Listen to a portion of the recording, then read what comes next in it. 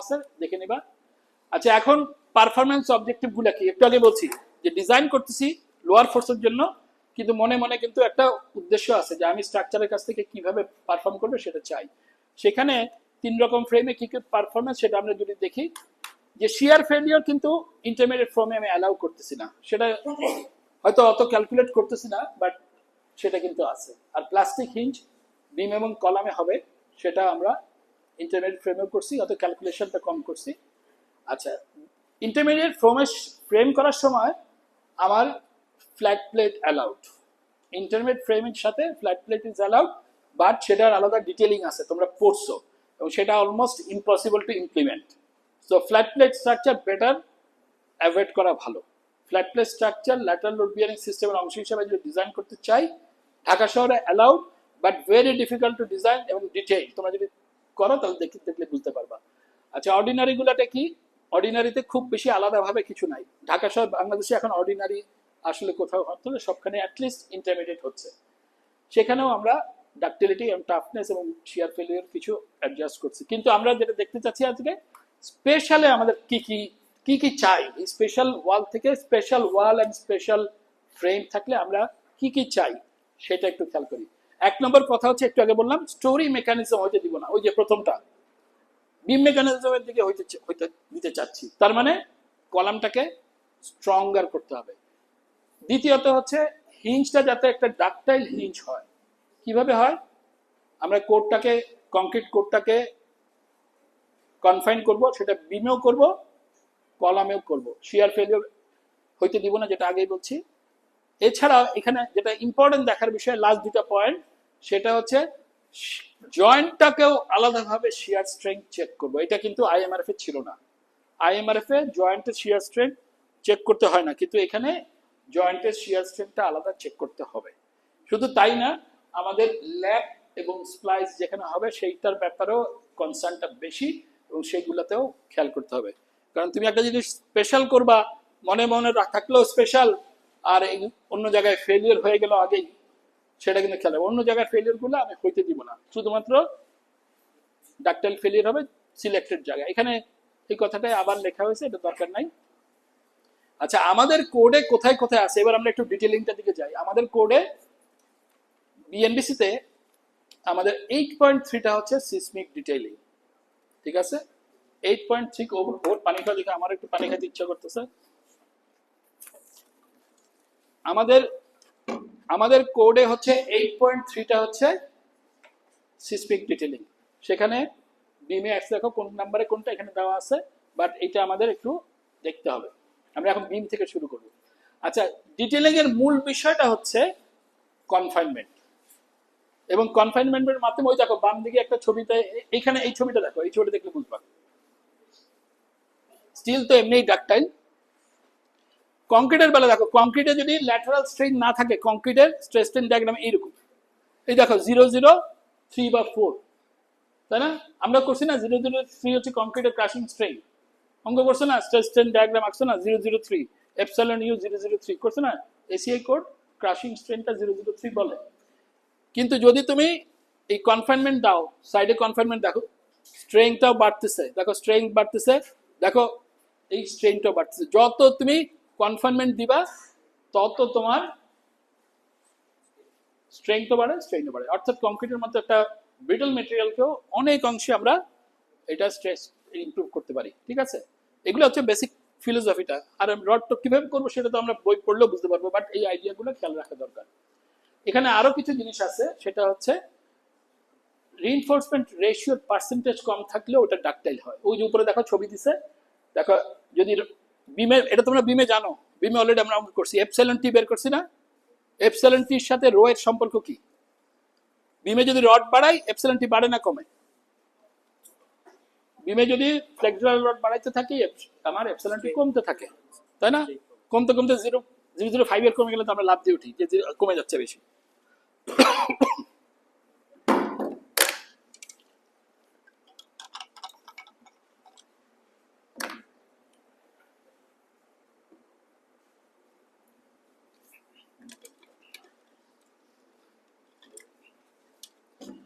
তাহলে আমাদের ফ্লেক্সুরাল reinforcement ratio কম থাকা ভালো। এবং আমাদের কোড এই লিমিটটা বলে। এটা কি এসি গুলো দেখো তো একটু আরো টেম্পারেচার কমানো যায়, এটা নাম কস্তে এসি মনে হচ্ছে।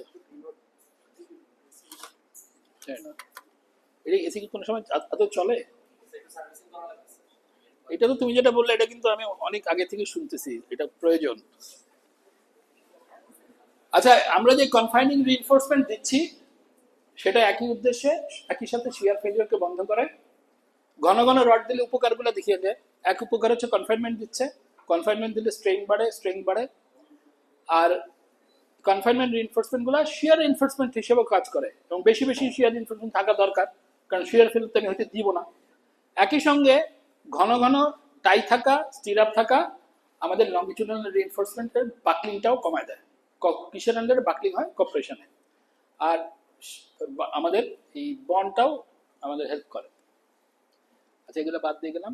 আচ্ছা, বিমের প্রভিশন গুলো আমরা দেখি। বিমের প্রভিশন গুলো কি, এটা তো আরেকবার দেখালাম। বিমের প্রভিশন গুলো কি আমরা এখানে ছবিতে দেখি, একটু স্লাইড পার হয়ে যায়। দেখো, বিমের বেলায় বলা হচ্ছে যে আমাদের বিমের সাইজ গুলা 10 ইঞ্চি অথবা 0.3H এর বেশি হবে, এবং এটা হচ্ছে ক্রস সেকশনাল প্রপার্টি। এবং আরেকটা লিমিট আছে, এটা খুব আনইউজুয়াল, এটা দরকার নেই আপাতত। আমরা পরে স্টির আপ গুলা দেখি কি কি দিতে হবে, এটাও বাদ দিয়ে যাই। স্টির আপের বেলা এইটা দেখো, লংগিটিউডিনাল রড একটু আগে বললাম কম থাকলে ভালো।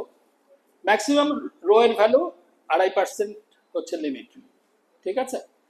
আর একটা লিমিট আছে, মিনিমাম রো এর লিমিটও আছে, কিন্তু আসলে 2.5% is a very high number. আসলে এত বেশি পার্সেন্টেজ দিয়ে ডিজাইন হয় না। আচ্ছা, এছাড়াও আরেকটা রিকোয়ারমেন্ট আছে, যেটা হচ্ছে রিভার্সাল অফ যখন বেন্ডিং হবে। যেমন এইখানে ধরো তোমার যা রড আছে উল্টা দিকে তার অর্ধেক রড থাকতে হবে, কারণ এখানে তুমি অর্ধেক ক্যাপাসিটি চাচ্ছ। এদিকে যদি 200 কিউব ফিট হয়, এদিকে অ্যাটলিস্ট 100 কিউব ফিট থাকতে হবে। একইভাবে এদিকেও তাই। আর অন্য কোথাও যে কোনো জায়গায় যদি যে কোনো মোমেন্ট ক্যাপাসিটি জয়েন্ট ক্যাপাসিটির 1/4 হইতেই হবে।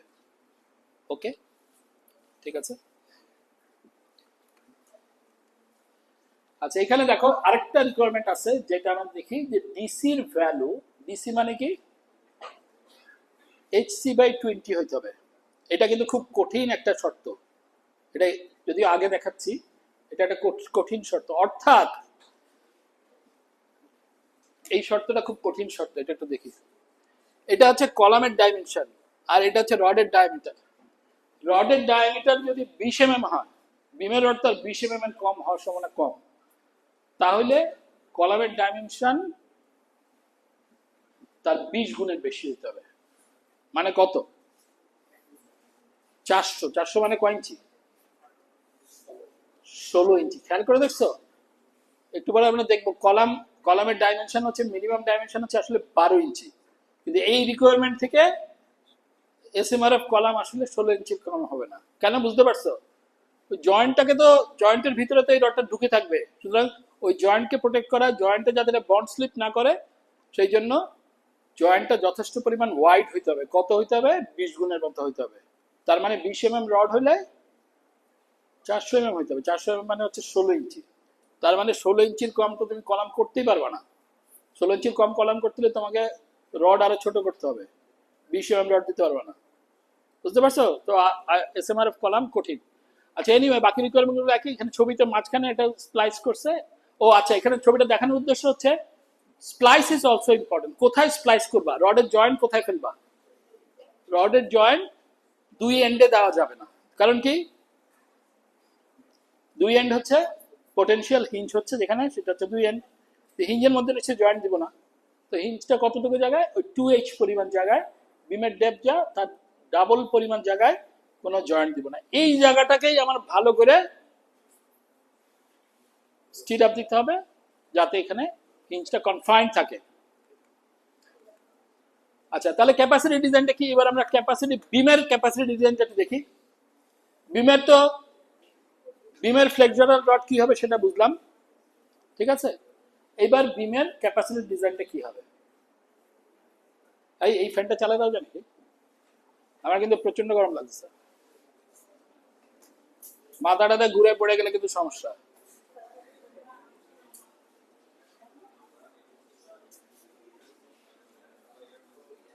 ফ্যান যখন আনছে তার মানে বোঝাই যাচ্ছে এসির কি অবস্থা। এই ফ্যানের কি, এই তুমি একটু গিয়ে ইলেকট্রিশিয়ানকে ডাকো।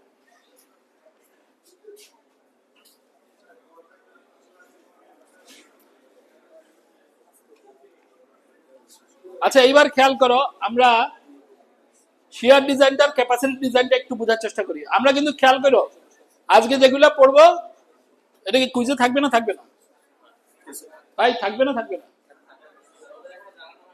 এইগুলো কিন্তু সব কুইজে থাকবে, খেয়াল করো। এই যে ঘুমায় যাচ্ছ, এটা কারণ হচ্ছে বুঝতে পারছি, ধরে নিশ্চয় এগুলো কি বলতেছে, এগুলো কিছু বুঝি না, বোঝার দরকার নেই। যেমন ধরো এই ছবিটা দেখো, যে এখানে হিঞ্জ হয়ে গেল, কোন কখন এটা হিঞ্জ হবে?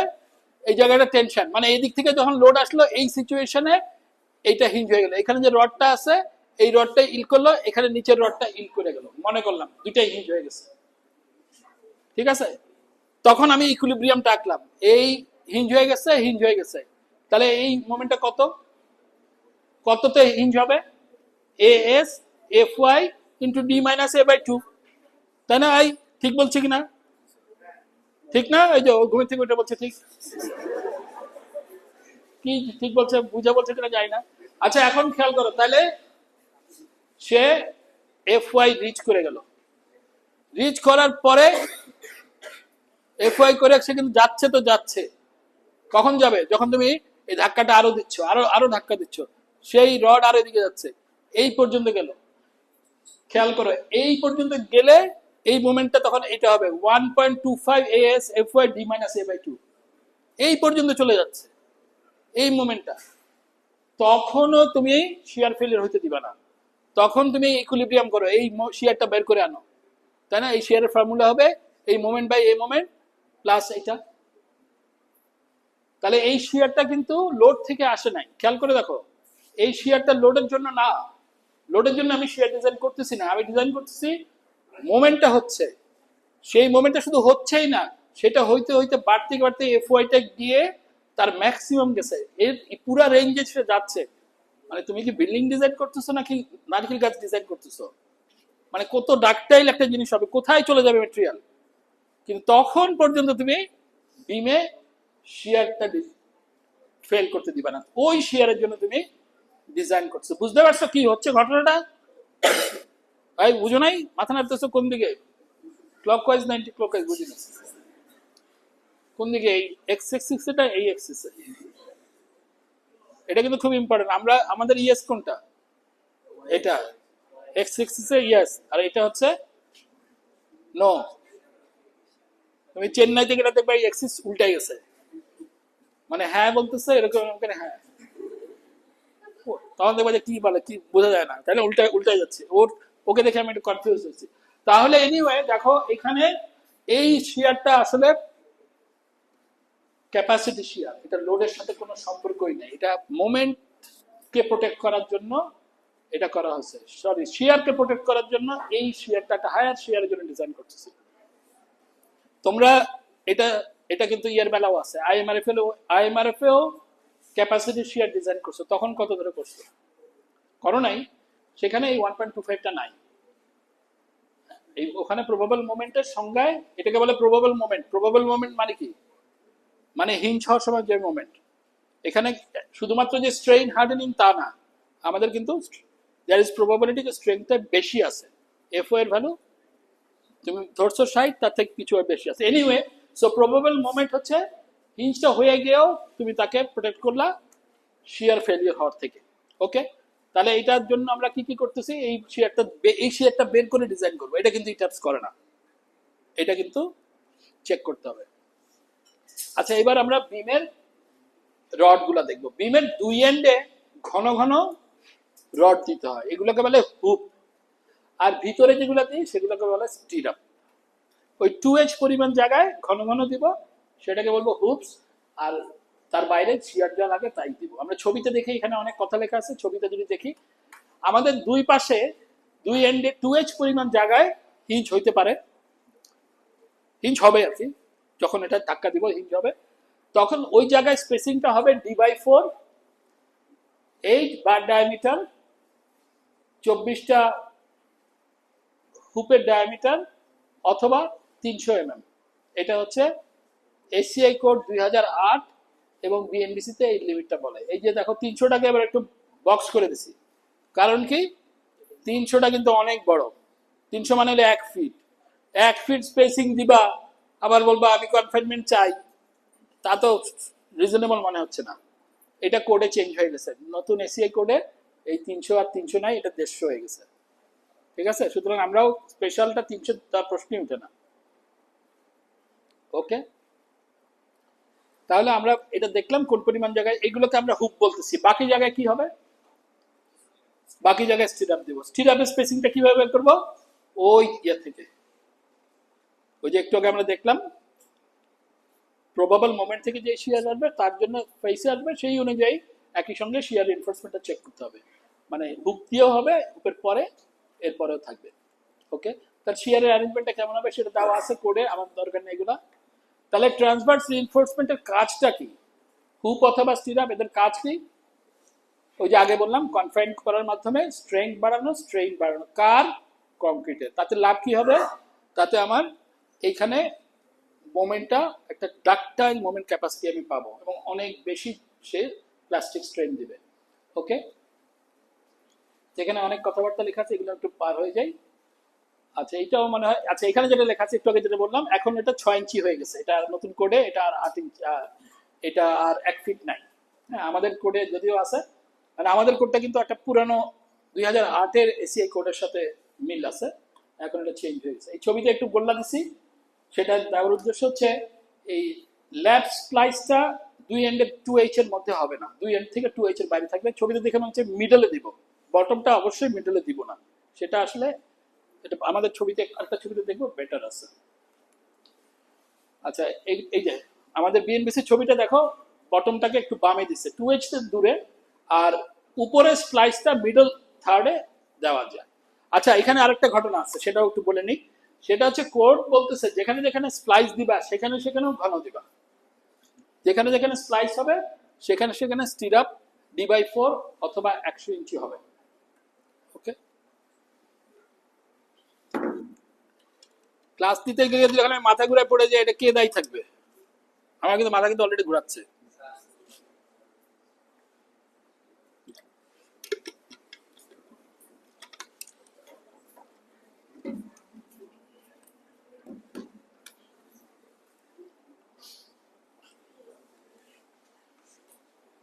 তাহলে বেসিক্যালি কথাগুলো পড়ো, মূলত আমরা একই কথা ঘুরে ফিরে বারবার বলতেছি, কিন্তু মূলত কনফাইনমেন্টটা এনশিওর করাটাই কাজ। এগুলো আমরা পার হয়ে যাই, এগুলো পার হয়ে যাই। আচ্ছা, এখানে এটা দেখার বিষয় হচ্ছে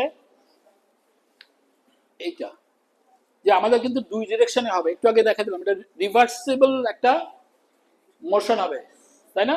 তার মানে ঘন ঘন দিলে এরকম ক্র্যাক হবে, কিন্তু ওই দুই পাশের যে আমার স্টিরাপটা দিলাম তার জন্য এই কোরটা ধরে রাখবো, কোরটাকে ইনট্যাক্ট রাখাটাই আমাদের কাজ। এই জিনিসগুলো রিপিট করা হয়েছে, দরকার নেই। কলামে কি হবে এবার দেখি, কলামের বেলায় কি হবে। কলামের বেলায় একটু আগে যেটা বললাম, জয়েন্টের সাইজটা আমাদের রডের থেকেই আসবে, বিকজ অ্যাঙ্করেজের জন্য। আরেকটা হচ্ছে একটু আগে যেটা বললাম সেটা এখানেও ইম্পর্টেন্ট, এটা আমরা দেখবো। আচ্ছা, এখানে আমাকে আরেকটা জিনিস দেখতে হবে, এখানে আরেকটা জিনিস খুব ইম্পর্টেন্ট, সেটা যে পিইউ এর ভ্যালু যদি বেশি হয়, আমাদের এক্সিয়াল ফোর্স কলামে যদি, এটা কিন্তু আগে বলি নাই, এটা খেয়াল করেন, নতুন একটা জিনিস, কলামে যদি এক্সিয়াল ফোর্স বেশি আসে তাহলে কলামটা ডাকটাইল হয় না। এটা কিন্তু এসিআই কোড খুব এক্সপ্লিসিটলি মানা করে নাই, কিন্তু এটা অন্যান্য কোডে মানা আছে যে এক্সিয়াল লোড কলাম এবং ওয়ালের দুই জায়গায় এক্সিয়াল লোড খুব বেশি হতে পারবে না। ওকে, কত বেশি? 0.3। ঠিক আছে। আচ্ছা, কলামের বেলায় এবার আসো, কলামের রিকোয়ারমেন্ট গুলো কি? কলামের বেলায় বলা হচ্ছে কলামের সাইজ 12 ইঞ্চির বেশি হতে হবে। একটু আগে যেটা বললাম, কলামের সাইজ স্পেশাল কলাম 12 ইঞ্চির বেশি হতে হবে, কিন্তু একটু আগে যে ক্রাইটেরিয়া বললাম সেই ক্রাইটেরিয়া অনুযায়ী এটা 16 ইঞ্চি হয়ে যেতে পারে, তাই না? এবং কলামের অ্যাসপেক্ট রেশিও 2.5 এর কম হবে, মানে খুব খুব একদিকে অনেক লম্বা কলাম অ্যালাউড না। কলামের কলামের রিইনফোর্সমেন্ট কত হবে? কত পার্সেন্ট আইএমআরএ ফিক্স করছো?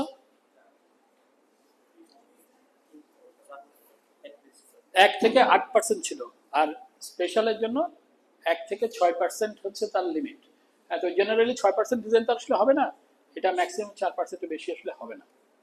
আচ্ছা, কলামের বেলায় আরেকটা জিনিস হচ্ছে, এই একটু আগে যেটা বলছি, কলামের ক্যাপাসিটিটা 20% অফ গার্ডার ক্যাপাসিটি বা বিম ক্যাপাসিটি বেশি হবে। এই যে ছবিটা এখানে দেখানো আছে, একটা জয়েন্টে যখন এদিক থেকে এদিকে আসতেছে, দেখো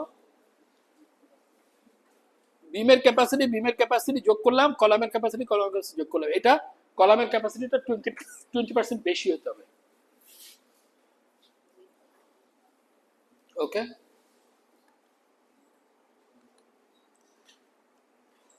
মূলত কাজ হচ্ছে এটা, এই কারণে দেওয়া হচ্ছে যে আমি স্টোরি মেকানিজম হয়তো দিতে চাই না, আমি স্টোরি মেকানিজম হইতে হবে। আচ্ছা, কলামে এই কথাটা বলে ফেলছি, 1 থেকে 6%। আচ্ছা, কলামে ল্যাব স্প্লাইসটা মিডল জয়েন্টটা হবে, মিড হাইটে হবে, মানে পটেনশিয়াল হিঞ্জে হবে না, পটেনশিয়াল হিঞ্জে আমরা জয়েন্ট দিব না। ওকে, যেখানে যেটা বললাম, কলামের এক্সিয়াল লোডটাও 0.3 বেশি গেলে আর স্পেশাল ডিটেইলিং আর একটু রিজিড হয়ে যাবে। আচ্ছা, এইবার আমরা একটু শিয়ার কনফাইন্ড জয়েন্টের ছবিতে চলে যাই, তাহলে তাহলে বলতে সুবিধা হবে। আমাদের ছবি থেকে এই ছবিটা ভালো। আচ্ছা, প্রথমে আমরা দেখি কলামে, এটা তোমরা জানো, কলামে দুই এন্ডে L0 বের করতে হয়, করছো না? L0, L0 এর সংজ্ঞা কি?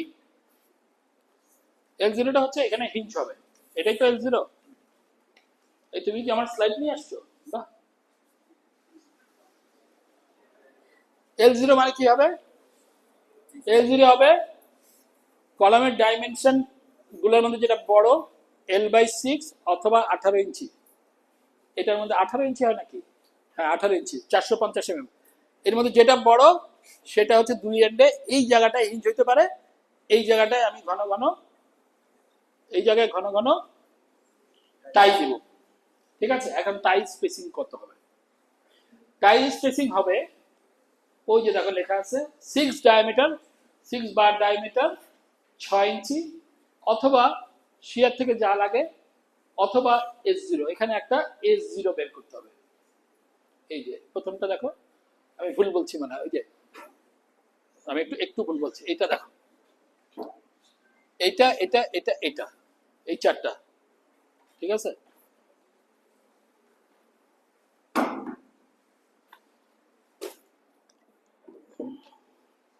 আমি পড়ে যাওয়ার আগে একটু একটু ল্যাটারাল সাপোর্ট রাখি। আচ্ছা, সেটা দেখো, সেটা কি? কলামের ডাইমেনশনের 4/1 স্পেসিং এর কথা বলা হচ্ছে, 4/1 6 বার ডায়ামিটার S0, অথবা শিয়ার থেকে যা লাগে। শিয়ার থেকে মানেই হচ্ছে ক্যাপাসিটি, কলামেও ক্যাপাসিটি শিয়ার বের করতে হবে। S0টা বের করার একটা ফর্মুলা আছে, S0টা বের করার সময় ওই যে এই ফর্মুলা, একটু জুম করলে ভালো হইতো, ওই এই ফর্মুলাটা দিয়ে আমরা বের করবো। S0 মূলত হবে 4 ইঞ্চি থেকে 6 ইঞ্চির মধ্যে। ঠিক আছে, এবং যদি আসলে এই রডগুলা, এই একটা টাই থেকে একটা টাই যদি 14 ইঞ্চি গ্যাপ হয়, তাহলে এইদিকে স্পেসিং হবে 4 ইঞ্চি। আর যদি এটা যদি ঘন হয়ে যায়, তাহলে স্পেসিংটা 4 থেকে একটু বাড়ায় 6 ইঞ্চি করা যায়। ঠিক আছে, কিন্তু 4 আর 6 খুব পার্থক্য নেই, এই জন্য যারা এই ডিজাইন করে জেনারেলি একটা স্পেসিং দেয়, 4 ইঞ্চি আগে গোড়া দিয়ে যায়। এবং দেখো এইখানে মাঝখানেও কিন্তু, মাঝখানে যদি ল্যাব থাকে মাঝখানেও কিন্তু 4 ইঞ্চি দিতে হবে। তাহলে আলটিমেটলি দেখা যাচ্ছে এটা 4 ইঞ্চি স্পেসিং এ হবে। আর যদি তুমি ঘন ঘন রডগুলো, যদি লংচুন রডগুলো যদি কাছাকাছি থাকে, তাহলে আমার স্পেসিংটা 6 ইঞ্চি পর্যন্ত হতে পারে। বাট বোঝাই যাচ্ছে এটা খুব টাইট একটা স্পেসিং। এখানেই কিন্তু শেষ না, এখানে শেষ হলে খুব ভালো হইতো, এখানেই শেষ না।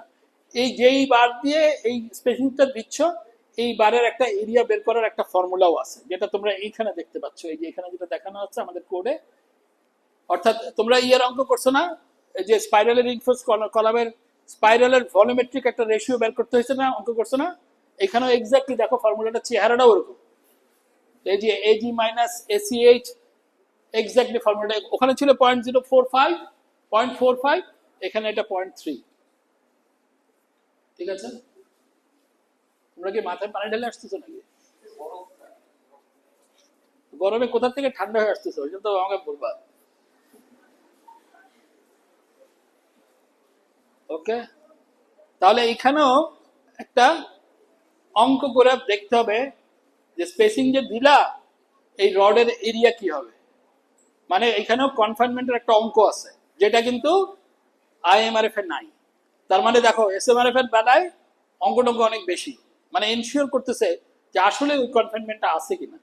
দিলাম আর ভাবলাম যে আছে, তা না, এখানে এই অঙ্কটা বাইর করতে হবে। এখানে আমরা অঙ্কটা দেখি, আমার একটা অঙ্ক করা আছে। ও আচ্ছা, এখানে এটা একটু দেখে নাও। এসিআই কোড আমরা তো 2008 কইরাই খুশি, কিন্তু এসিআই কোড তার বসে নাই। এসিআই কিন্তু 2014, 2019, তারপর একটা কত যেন 2023 মনে হয়, তাই না? আরেকটা বেরিয়েছে, বেরোতে বেরোতে আরেকদিকে চলে গেছে। আমরা তো সেখানে আছি আর আমরা ওটাতেই খুশি আছি। অল্টারনেট বারকে টাই দিয়ে ধরতে পারলে আমরা খুশি। কিন্তু দেখো ডান দিকে ছবিটা দেখো, এসিআই কোড এখন কি ভয়াবহ হয়ে গেছে। যদি তোমার পিইউ এটা স্পেশালের জন্য যদি এক্সিয়াল ফোর্স 0.3 এজিএফসিআই বেশি থাকে, এটা বেশিরভাগ সময় এর থেকে বেশি হবে, এটা তো কিছুই না। 0.3 এজিএফসিআই বেশি হলে অথবা কংক্রিটের স্ট্রেংথ যদি খুব বেশি হয়, তাহলে প্রত্যেকটা বারকে টাই দিয়ে ধরতে বলতেছে, প্রত্যেকটা বাইক। দেখো ছবিতে, আশা করি এগুলো বাংলাদেশে আস্তে আস্তে আমরা রিটায়ার করে যাব, আর করতে হবে না। দেখছো তুমি ডিজাইন করবা কিভাবে? এটা তো আসলে নামে কংক্রিট, আসলে তো স্টিল কলামের দিকে চলে যাচ্ছে। তো এটা ভেরি ডিমান্ডিং হয়ে গেছে। কারণ কি, এমনি এমনি তো হয় নাই, মনে হয়েছে ইচ্ছা হয়েছে তো হয় নাই, নিশ্চয়ই অনেক রিসার্চ করে এবং অ্যাকচুয়াল সিচুয়েশন থেকে বাইর করছে যে এখন কংক্রিটের স্ট্রেংথ তো অনেক বাড়তেছে, এক্সিয়াল ফোর্সও বাড়তেছে, স্পেশাল ওয়ালগুলো যেরকম এনার্জি অ্যাবজর্বিং হওয়ার কথা ছিল সেটা করতে হইলে আমাকে এইভাবে কনফাইনমেন্ট দিতে হবে। তার মানে এগুলা অনেক কঠিন হয়ে গেছে। ওকে, আচ্ছা এখানে একটা জিনিস দেওয়া আছে, সেটা চার্জ ছোট করে বলি। সেটা হচ্ছে কলামের বেলা শেয়ার ডিজাইনটাও ক্যাপাসিটি শেয়ার করতে হবে। বিমের বেলা যেভাবে দেখাইলাম একটু আগে, এখানে করতে হলে কিভাবে করতে হবে সেটা একটু দেখানো আছে। ঠিক আছে, এটা আমি একটু জাস্ট করতে হবে এটা বললাম, আর কিভাবে করতে হবে সেটা আমরা দেখাইলাম না। এটাও একটা মেথডটা বলা আছে এখানে। আচ্ছা এটা একটু ইম্পর্টেন্ট, সরি, এটা এই স্পেশালের বেলায় সিসমিক হুকটাকে এভাবে দেখানো আছে। এটা কিন্তু আমরা ইয়েতেও ফলো করি, আইএমআরএফ এও এটা বেসিক্যালি ফলো করি। এই হুকটা ভিতরের দিকে আছে, খেয়াল করছো? এই ভিতরের দিকে দিচ্ছি কতটুকু, 6 বার ডায়ামিটার অথবা 6 বার ডায়ামিটার অথবা এদিকে এদিকে লাগাও, মরে টরে গেলে কিন্তু সমস্যা তাদের। 6 বার ডায়ামিটার অথবা 3 ইঞ্চ। এটা কেন দিবে বুঝতে পারছো? এই কেন দিবে খেয়াল করে দেখো, এটা ভিতরের কংক্রিটটা হচ্ছে কনফাইন আর বাইরের কংক্রিটটা হচ্ছে আনকনফাইন। যখন বিল্ডিংটা এরকম এরকম করবে তখন সবার আগে এই খোসাটা পড়ে যাবে, এই খোসাটা পড়ে যাবে, তাই না? এই বুঝতে পারছো কি বলছে? খোসা পড়ে গেলে কি হবে, এই রডটা এই এই যে বারটা, এই বারটা যদি ওপেনলি থাকতো তো বারটা এবার খুলে যেত, স্টিরাপটা টাইটার এবার খুলে যেত। কারণ কি, সে তো কনফাইন, সে তো তাকে তো কংক্রিট দিয়ে বন্ড করে রাখছো, সে এক সাইডে খোসাটা পড়ে গেলে এটাও এরকম করে খুলে যেত। তো ভিতর দিকে দেওয়া মানে কি, এই কনফাইন কংক্রিটের ভিতরে ঢুকাই দিছি। কনফাইন কংক্রিটের ভিতরে ঢুকাই দেওয়া মানে কি, তার মানে সে ধরে থাকবে, সে এটা ওপেন হবে না।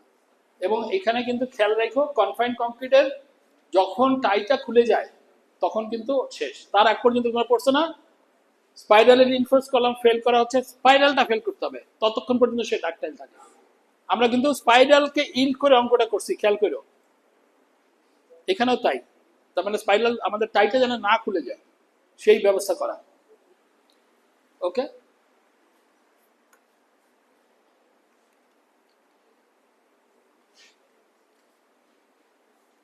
তাহলে এখানে এই কথাটা আমরা অলরেডি বুঝছি। লাস্ট পয়েন্ট ইম্পর্টেন্ট, এই পুরো সময়টায় যেন অ্যাঙ্করেজ বা স্প্লাইস ফেল না করে সেটা আমাকে দেখার বিষয়।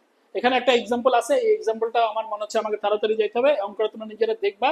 আমি অঙ্কটা চলে যাই, এই অঙ্কটা, এই অঙ্কটা তোমাদের অ্যাসাইনমেন্ট, এটা সবাই রিপিট করবে অঙ্কটা, ঠিক আছে? সেটা কি, একটা কলাম আছে, কলামে বড় সড়ো কলাম না আছে, দেখো 40 ইঞ্চি বাই 25 ইঞ্চি, এই কলামে 30টা 28 mm বার আছে। এই বারটা আর এর আগের স্লাইড গুলো, এটা সামারিটা যেগুলো বললাম, এই সামারিটা আমি দেওয়া আছে, অঙ্কটাও লাগবে এটা। এখন এটার কনফাইনমেন্ট হিসাবটা করতে হবে। এই যে আমরা তো টাই স্পেসিফিকেশন সবই বের করলাম, রডের পরিমাণটা ঠিক আছে কিনা সেটা দেখতে হবে। কিভাবে করব? প্রথমে L0 বের করি। L0 মানে কি? কলামের বড় ডাইমেনশনটা 40 ইঞ্চি। হাইটটা কিভাবে কত করলাম? ক্লিয়ার হাইট ধরলাম, বিমটা 20 ইঞ্চি ডেপ, তাহলে 20 ইঞ্চি বাদ দিলাম, 16 ইঞ্চি হচ্ছে এখান থেকে পেলাম 18 ইঞ্চি, তার মধ্যে 40 ইঞ্চি। তার মানে এই 40 ইঞ্চি পরিমাণ জায়গাটা হচ্ছে আমার হিঞ্জ হবে। এই জায়গাটায় ঘন ঘন স্পেসিং দিতে হবে, এই জায়গাটায় কনফাইনমেন্ট রিইনফোর্সমেন্টও থাকতে হবে। এখন আমি এবার দেখো এইচএক্স বের করতে হবে। এইচএক্স মানে কি? এইচএক্স মানে হচ্ছে লংগিচুডাল বারগুলার একটা থেকে একটা দূরত্ব। ঠিক তা না, ছবিটা কই, এই ছবিটা দেখো। এইচএক্স মানে হচ্ছে একটা কলামের সবচেয়ে ছোট এক্সটা হচ্ছে এইচএক্স। এক্স কি দেখো? এক্স হচ্ছে একটা টাইয়ের থেকে একটা টাইয়ের দূরত্ব হচ্ছে এক্স, তাই না? এক্স কত হবে? নর্মালি এক্স কত হয় দেখো তো। না, 6 ইঞ্চি হয় না। 6 ইঞ্চির বেশি হইলে এটা তাকে টাই দিয়ে ধরতে হয়। তার মানে কি? তার মানে মাঝখানে রডটা মনে করো 6 ইঞ্চি দূরে আছে, তাহলে ধরতে হবে না। তাহলে 6 ইঞ্চি 6 ইঞ্চি 12 ইঞ্চির মতো পরপর দূরে দূরে লিঙ্ক দিলে হয়। তো ওরা বলছে ঠিক আছে, সেন্টার পর্যন্ত গেলে 14 ইঞ্চি হলো। তো 14 ইঞ্চি হচ্ছে তার ম্যাক্সিমাম অ্যালাউ করে। 14 ইঞ্চির বেশি হলে মাঝখানে আরেকটা রড দিতে হবে। আচ্ছা, তাহলে এরকম করে করলে আমি সবচেয়ে ছোট যেই এক্সট্রা সেটা পাবো। তাহলে এখানে সে এক্সট্রা বের করছে। কিভাবে বের করছে? অ্যাভারেজ কটা গ্যাপ ট্যাপ আছে সেটা দিয়ে প্লাস রডের ডায়ামিটার প্লাস টাইয়ের ডায়ামিটার ধরে আমি পাইলাম 8 ইঞ্চি। তার মানে 8 ইঞ্চি হচ্ছে একটা লিঙ্ক থেকে একটা লিঙ্কের দূরত্ব, অর্থাৎ এই গ্যাপটা বের করছি আমি।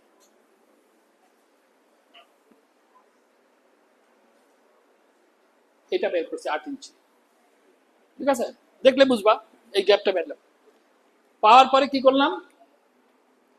এটা শর্ট ডিরেকশনে, আমি লং ডিরেকশনও বের করলাম। তাহলে S0 কত হবে? S0 হচ্ছে 14 ইঞ্চি পর্যন্ত হলে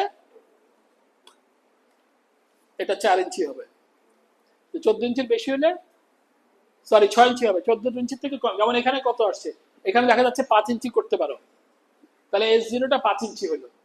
তাহলে আমাদের এখানে আমরা ওই ঘন ঘন জায়গায় কলাম বাই 4 6 বার ডায়ামিটার অথবা S0 এখান থেকে পাইলাম নাম্বার 3 আমাকে দিতে হবে, স্পেসিংটা পাইলাম। এটা কিন্তু IMRF এরকম না। ওকে, অন্য জায়গায় কি হবে? অন্য জায়গায় S0 না, অন্য জায়গায় হচ্ছে 6 বার ডায়ামিটার 6 ইঞ্চি অথবা শিয়ার থেকে লাগে। তো শিয়ার থেকে কত লাগে এটা এখানে দেওয়া নাই, তাহলে আউটসাইডে 6 ইঞ্চি স্পেসিং দিতে হবে। এইবার আমরা কনফাইনমেন্ট রিইনফোর্সমেন্ট হিসাব করি। ওই যে AG বের করলাম, ACH বের করলাম, ওই যে ফর্মুলা, এই যে স্পাইরাল রিইনফোর্সড কলামের ফর্মুলার মতো দুটো থেকে বের করলাম। দেখা যাচ্ছে রডের পরিমাণ অনেক লাগে। কয়টা লাগে দেখো? 1.11 ইঞ্চ করে। সেখানে আমরা দেখা যাচ্ছে যদিও অঙ্কটা শুরু করছে 3 নম্বর বার দিয়ে, 3 নম্বর বার দিয়ে করলে অনেক বেশি লাগবে। 4 নম্বর বার দিয়ে, 4 নম্বর বারের এরিয়া 175। 4 নম্বর বারের এরিয়া কত? 0.2। আসলে 12 mm বারের একটু কম, ওই যে এখানে সেভাবে করছে। তাহলে 7টা লেগ লাগবে। ঠিক আছে, লং ডিরেকশন এটাই অঙ্কটা। আর শর্ট ডিরেকশনে একইভাবে বের করলাম 4টা লেগ লাগবে। তাহলে এই হচ্ছে আমার ঘন ঘন করলাম, অথবা এটাও করা যায়। দেখো দুটাই অঙ্কটা করলে দেখতে পাবা। তাহলে এটা হচ্ছে কনফাইনমেন্টের হিসাবটা এখানে দেখানো হয়েছে। আমি একটু তাড়াতাড়ি দেখালাম, বাট এই অঙ্কটা তোমরা যেটা করলে বুঝতে পারবা। তার মানে এখানে আলাদাভাবে শুধু স্পেসিং না, রডের পরিমাণটাও বের করতে হলো, সো দ্যাট আমরা ওই যে স্পাইরালের রিইনফোর্সড কলামে যেভাবে কনফাইনমেন্ট প্রোভাইড করছিলাম সেভাবে প্রোভাইড করলাম। এবং এটা মানে হচ্ছে এই টাইগুলোকে ইল্ড পর্যন্ত যাবে, যতক্ষণ না পর্যন্ত সেই পর্যন্ত এটা ফেল করবে না। কিভাবে দিব সেই রডটা এবার লংগিটিউডিনাল সেকশনে দেখাই দিলাম। দুই এন্ডে দিলাম, যেখানে জয়েন্ট ফেলছি সেখানেও দিতে হবে। ইনফ্যাক্ট জয়েন্টের ভিতর দিয়েও পাস করে যাইতে হবে। ওকে,